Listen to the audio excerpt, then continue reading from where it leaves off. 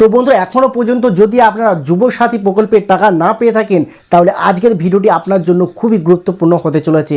আজকের ভিডিওতে আমি আপনাদের এমন একটি টিপস দেখিয়ে দেব, তো খুব সহজে কিন্তু আপনারা চেক করতে পারবেন যে আপনার যুবসাথী প্রকল্পের টাকা কোথায় আটকে আছে, কি কারণে আটকে আছে। আপনার আধারের সঙ্গে যে ব্যাংক অ্যাকাউন্টটি লিঙ্ক রয়েছে সেই ব্যাংক অ্যাকাউন্টটি আপনারা কিভাবে দেখবেন, আপনার হাতের মোবাইল থেকে কিন্তু চেক করতে পারবেন। সম্পূর্ণ অনলাইনে বাড়িতে বসে কিন্তু এই কাজটা করতে পারবেন, ঠিক আছে। তো আজকের ভিডিওতে আমি সেটাই দেখিয়ে দেবো। আর আপনারা হয়তো সকলেই জানেন যে যখন আপনারা ফর্মটি ফিল আপ করেছিলেন যুবসাথী ফর্মটি, তখন কিন্তু পরিষ্কার বলা হয়েছিল যে ব্যাংক অ্যাকাউন্টের সঙ্গে আধার লিঙ্ক রয়েছে সেই ব্যাংক অ্যাকাউন্টটির নাম্বারটি কিন্তু দেওয়ার কথা বলা হয়েছিল। তো অনেকেই কী করেছে, যে কোনো একটি ব্যাংক অ্যাকাউন্ট দিয়ে দিয়েছে, যার ফলে কী হচ্ছে, তারা কিন্তু টাকা পাচ্ছে না, পেমেন্ট ফেল হয়ে যাচ্ছে। এই সমস্যাটা যদি হয়ে থাকে তাহলে আজকে ভিডিওটা আপনারা দেখুন একটু পরেই নিজের মোবাইল থেকে চেক করে দেখে নিতে পারবেন যে আপনার ব্যাংক অ্যাকাউন্টের সঙ্গে ডিবিটি অর্থাৎ ডিরেক্ট বেনিফিট ট্রান্সফার যদি আপনাদের চালু থাকে তবেই কিন্তু আপনারা সরকারি যে কোনো প্রকল্পের টাকা আপনাদের ব্যাংক অ্যাকাউন্টে পাবেন। তো যদি আপনার ডিবিটি লিঙ্ক না থাকে তাহলে কিন্তু আপনারা কোনো রকম টাকা পাওয়ার সম্ভাবনা নেই।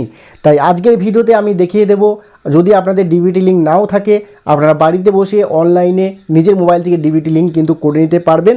এবং আপনারা যদি এখন নতুন ডিবিটি লিঙ্ক করতে চান সেটাও ঘরে বসে নিজের মোবাইল থেকে করতে পারবেন। তাহলে চলুন বেশি কথা না বাড়িয়ে আজকের ভিডিওটা শুরু করি। তো আর এক ছোট্ট একটি কথা আপনাদের বলে রাখি, যদি আপনারা আমাদের চ্যানেল নতুন এসে থাকেন অবশ্যই চ্যানেলটি সাবস্ক্রাইব করে নেবেন পরবর্তী নতুন আপডেট সবার আগে পাওয়ার জন্য। আর যারা চ্যানেলটি সাবস্ক্রাইব করে রেখেছেন তাদের অসংখ্য ধন্যবাদ। তাহলে বন্ধুরা চলুন কম্পিউটার স্ক্রিনে গিয়ে আমি আপনাদের পুরো বিষয়টা বুঝিয়ে দিই।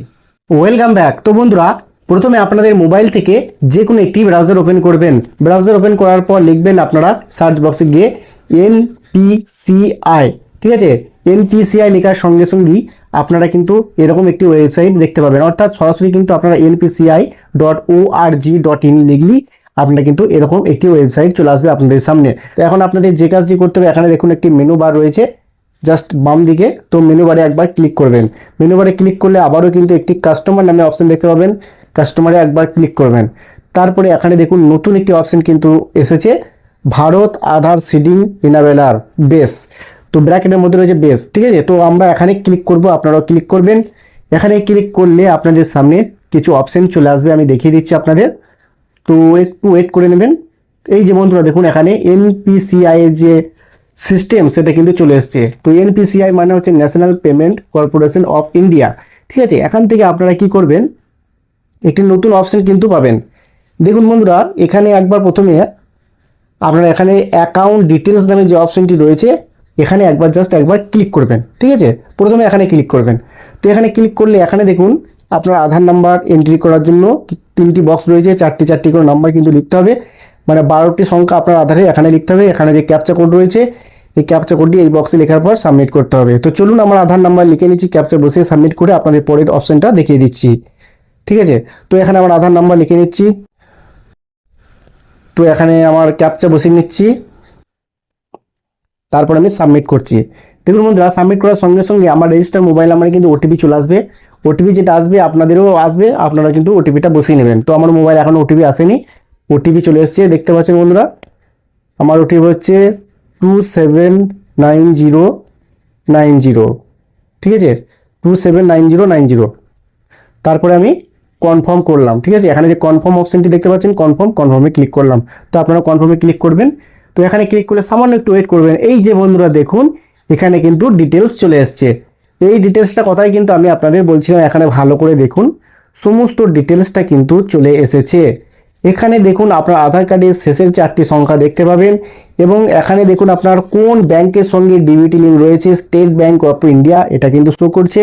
এবং আমার অ্যাকাউন্টের শেষ 4টি সংখ্যাও কিন্তু দেখা যাবে, অর্থাৎ আমার ব্যাংক অ্যাকাউন্টের শেষের দিকে 4টি সংখ্যাও দেখতে পাচ্ছি।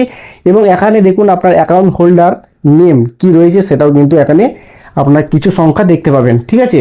এবং এখানে দেখুন অ্যাকাউন্ট টাইপ কি রয়েছে, সেভিংস অ্যাকাউন্ট। তো যদি আপনার এখানে যে ব্যাংকটি কথা আমি এতক্ষণ বললাম যে যদি ডিবিটি লিঙ্ক থাকে তাহলে কিন্তু আপনাদের সরকারি প্রকল্পের কোনো টাকা যুবসাথী বলে নয় সমস্ত টাকাই কিন্তু আপনাদের ব্যাংক অ্যাকাউন্টে সরাসরি ঢুকে যাবে।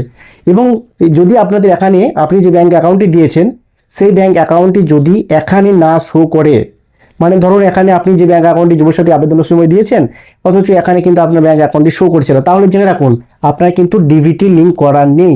আর ডিভিটি লিঙ্ক করা না থাকলে কিন্তু আপনাদের ব্যাংক অ্যাকাউন্টে টাকা কখনোই আসবে না সরকারি প্রকল্পের। তো এটা কিন্তু আমি টোল ফ্রি নাম্বারে ফোন করেছিলাম এসবিআই। তো এসবিআই ফোন করার পরে কিন্তু আরও ডিটেলসটা আমি ভালোভাবে জেনে নিয়েছি যে একদম সত্যিই কিন্তু ডিভিটি লিঙ্ক না থাকলে সরকারি কোনো প্রকল্পের টাকা আপনারা ব্যাংক অ্যাকাউন্টে পাবেন না। এখন এটা হলো স্ট্যাটাস চেক করার পদ্ধতি। প্রথমে আপনারা স্ট্যাটাসটা চেক করে নেবেন। যদি আপনার ব্যাংক অ্যাকাউন্টটি আধারের সঙ্গে লিঙ্ক থাকে অর্থাৎ ডিভিটি লিঙ্ক থাকে তাহলে কিন্তু আপনার ব্যাংক অ্যাকাউন্টটা দেখতে পেলেন। এখন প্রশ্ন হচ্ছে যদি আপনাদের ডিভিটি লিঙ্ক চেঞ্জ করতে চান তাহলে কি করতে হবে। প্রথমে বলে রাখি, যদি আপনার ডিভিটি লিঙ্ক চেঞ্জ করতে চান, যে ব্যাংক অ্যাকাউন্টে আপনার লিঙ্ক অলরেডি রয়েছে এবং সেটা চেঞ্জ করতে চাইছেন, যেটা লিঙ্ক রয়েছে সেটা প্রথমে আপনাকে কিন্তু ডিঅ্যাক্টিভ করতে হবে। অর্থাৎ আপনাকে কিন্তু যে ব্যাংকে অ্যাকাউন্ট এখানে শো হবে, যদি আপনারা চেঞ্জ করতে চান সেই ব্যাংকে গিয়ে আপনাকে প্রথমে এটা ডিঅ্যাক্টিভ করতে হবে। ঠিক আছে, ডিঅ্যাক্টিভ করার পর আপনারা কিন্তু নতুন একটি ব্যাংক অ্যাকাউন্ট সেটিং করতে পারবেন। ঠিক আছে, তো ধরে রাখুন আপনারা নতুন করবেন বা চেঞ্জ করবেন কি করে সেটা আমি দেখিয়ে দিচ্ছি আপনাদের। এর জন্য আপনারা একটু ব্যাকে চলে আসবেন, আমি দেখিয়ে দিচ্ছি আপনাদের। ব্যাকে আসার পর আপনারা দেখুন এখানে নতুন একটি অপশন রয়েছে আধার সিডিং অ্যান্ড ডিসিডিং। ঠিক আছে, দুটি অপশন রয়েছে। তো এই একটু আগে আমি আপনাদের বললাম না, যদি আপনাদের অন্য ব্যাংক অ্যাকাউন্টে লিঙ্ক থাকে তাহলে অবশ্যই কিন্তু প্রথমে আপনাকে ডিসিডিং করতে হবে। আর যদি আপনারা নতুন করে একটি অ্যাড করতে চান ব্যাংক তাহলে কি করবেন, ওই অপশনটিতে আপনাকে ক্লিক করতে হবে। অর্থাৎ প্রথমকার যে আধার সিডিং এর ডিসিডিং রয়েছে এখানে ক্লিক করতে হবে। এখানে ক্লিক করলে আপনার এখানে প্রথমে আধার নাম্বারটা টাইপ করতে হবে। আধার নাম্বার টাইপ করার পর এখানে দেখুন রিকোয়েস্ট ফর আধার। ঠিক আছে, তো আপনারা এখানে রিকোয়েস্ট ফর আধার পেয়ে যাবেন। এখানে আপনারা সিডিং করবেন না ডিসিডিং করবেন সেটা এখানে ব্লু টিকটা দিতে হবে। তারপরে কোন ব্যাংকে অ্যাকাউন্ট রয়েছে বা কোন ব্যাংকে অ্যাকাউন্ট আপনারা লিঙ্ক বা ডিসিডিং করতে চাইছেন সেটা এখানে আপনাকে সিলেক্ট করতে হবে, অ্যাকাউন্ট নাম্বার দিতে হবে। তারপরে এখানে কনফার্ম আপনার অ্যাকাউন্ট নাম্বারটা দিয়ে এখানে যে বক্সটি রয়েছে এখানে রাইট চিহ্ন দিয়ে দেওয়ার পর আপনারা কিন্তু একদম নিচের দিকে এসে একটি বক্স পেয়ে যাবেন। এখানে এই বক্সটি এখানে যে ক্যাপচা কোডটি আছে এখানে বসিয়ে দেওয়ার পর সাবমিট করলেই আপনার কিন্তু মোবাইলে ওটিপি আসবে। আর ওটিপি আসার পর আপনারা যখন ওটিপিটা দেবেন আপনারা একটু ওয়েট করলে আপনার কিন্তু ব্যাংক সিডিং কমপ্লিট হয়ে যাবে বা ডিসিডিং কমপ্লিট হয়ে যাবে। তো বন্ধুরা এইভাবে কিন্তু খুব সহজে আপনারা চেঞ্জ করতে পারবেন এবং নতুন করে ব্যাংক সিডিং করতে পারবেন। তো বন্ধুরা যদিও আমার করা রয়েছে তাই আমি পরের অপশন আপনাদের দেখাতে পারলাম না, তো আশা করছি আপনারা নিজেরাই পারবেন। তো একটু যদি সমস্যা হয় তাহলে আমাকে কমেন্ট করবেন, আমি আপনাদের কমেন্টে অ্যান্সার দিয়ে দেওয়ার চেষ্টা করব। তো বন্ধুরা আজকের মতো ভিডিও এখানেই শেষ করছি, দেখা হচ্ছে নেক্সট ভিডিওতে। ততক্ষণ সকলেই ভালো থাকবেন, সুস্থ থাকবেন, ধন্যবাদ।